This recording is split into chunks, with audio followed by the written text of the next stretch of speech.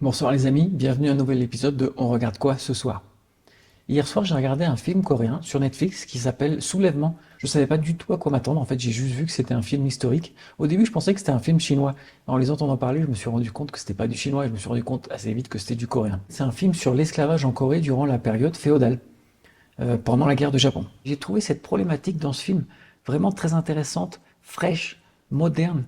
Enfin, elle nous montre une réalité qu'on n'a jamais vue ni entendue sur la Corée ni sur l'Asie en général, soit la pratique de l'esclavage, la révolte des esclaves contre leur monarchie, et en même temps on voit que la monarchie elle est prête à tout pour rester en place. C'est une traîtresse, elle, elle n'a pas d'honneur. C'est comme une sorte de révolution communiste chez les esclaves. C'est comme le christianisme qui arriverait en Corée. Ça fait un peu penser, un tout petit peu, à V pour Vendetta au début, enfin, se retrouver face à une idée qui bouleverse profondément la monarchie, qui la dérange, qui remet en cause tout son fonctionnement. Donc c'est un pays qui se retrouve dans une guerre civile, pris en étau, en même temps avec un envahisseur japonais qui vient et qui tue tout le monde indifféremment, qui se préoccupe pas de savoir ce qui se passe. On se retrouve dans un pays où les esclaves font le travail du gouvernement. On se retrouve dans un pays où les esclaves s'organisent pour lutter contre l'envahisseur japonais, pendant qu'en fait la royauté coréenne en elle-même, bah, elle fuit, elle essaye de survivre, elle se retrouve à lutter contre son propre peuple. Le personnage principal est vraiment très intéressant.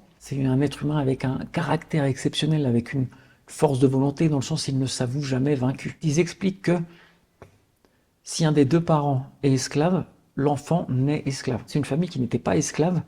La mère se retrouve esclave pour payer des dettes, le père doit la vendre. Et donc le petit, je sais pas, il a peut-être 7 ou 8 ans et il se retrouve esclave alors que lui, il n'a jamais été esclave et il ne voudra jamais l'être. On comprend que le petit maître, il admire l'esclave. Il ne le considère pas comme un esclave d'ailleurs, hein.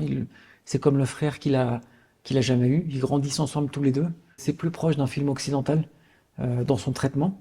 C'est plus lisse, mais en même temps, il y a ce côté coréen, il y a ce côté de vrai cinéma où ils vont toucher des vraies problématiques avec des vraies réflexions. Je vois pas en fait pourquoi ça pourrait ne pas vous plaire. C'est-à-dire que c'est pas extrêmement violent, c'est pas lent dans le rythme, c'est plutôt dynamique.